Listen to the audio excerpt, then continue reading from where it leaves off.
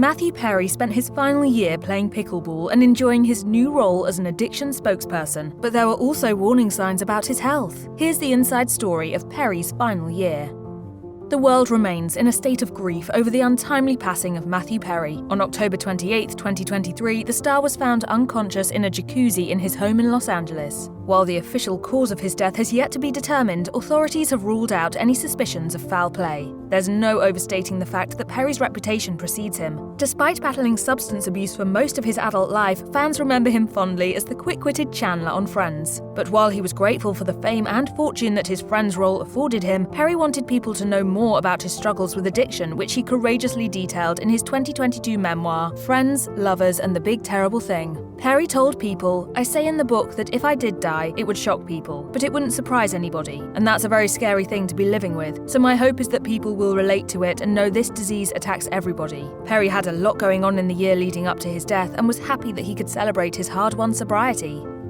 Matthew Perry did not hold back in sharing painful memories in his book and press tour, earning him applause from fans and peers alike. In his memoir, he revealed that he had previous encounters with death due to his addiction. At one point, Perry had to spend nearly half a year in the hospital after his colon ruptured as a result of consuming too many prescription drugs. At the peak of his fame, Perry admitted to taking as much as 55 Vicodin a day just to get by. I had to wake up and realize that I needed to get 55 of them, or I was going to be really sick. He even had to return to rehab after filming one of the most pivotal scenes in Friends. Perry wrote in his memoir, "I married Monica and got driven back to the treatment center, the highest point in my career, the iconic moment on the iconic show, in a pickup truck helmed by a sober technician." All in all, Perry admitted to spending $9 million on his road to recovery. He understood that other people don't have the same resources, and he hoped that his words would inspire others. It had been a long road for Matthew Perry, but he successfully conquered his inner demons and emerged a better man. In 2022, the actor proudly shared that he was finally sober. He told people, "I'm an extremely grateful guy. I'm grateful to be alive, that's for sure, and that gives me the possibility to do anything." Perry also had a sit-down interview with Diane Sawyer during his press tour, where he revealed that he had 14 different surgeries and 15 stints at rehab throughout his journey to sobriety. He said proudly, "I've surrendered, but to the winning side, not the losing. I'm no longer mired in an impossible battle with drugs and alcohol."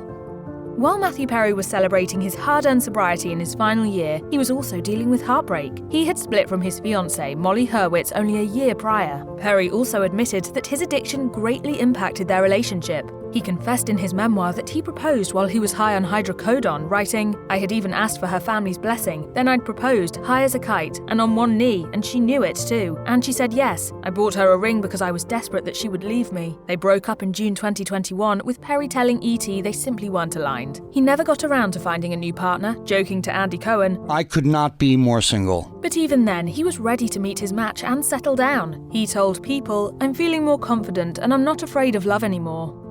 Less than a year before his death, Matthew Perry opened up about what he wanted his true legacy to be. He acknowledged that most people know him for his time on Friends, but he didn't want to be pigeonholed by it either. He said in an interview with Tom Power, "I'd like to be remembered as somebody who lived well, loved well, was a seeker." And his paramount thing is that he wants to help people.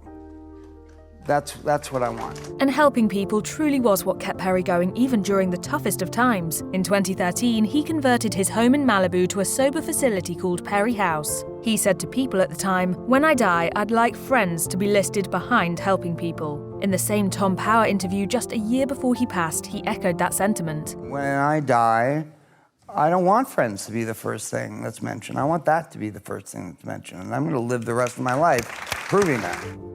Matthew Perry reportedly spent his final days doing what he loves, playing pickleball. The actor, a former tennis player, developed a passion for the sport during his road to recovery and even had a court installed in his home so he could play when he wanted. In a 2022 interview with In Pickleball, Perry quipped, "I absolutely love the sport, but I wish it was called anything other than pickleball." However, in the final week of his life, something seemed off. TV host Billy Bush wrote in his Instagram tribute that he reached out to Perry's usual pickleball partner and found out that the actor appeared to be having some health problems. Bush said in the post, "Pickleball regulated his days. I spoke to the woman he played with this morning and every morning. She said he had been fatigued today and over the past week, a little more than usual. He played for 1 hour, then went home." If you or anyone you know needs help with addiction issues, help is available. Visit the Substance Abuse and Mental Health Services Administration website or contact SAMHSA's National Helpline at 1-800-662-HELP 4357.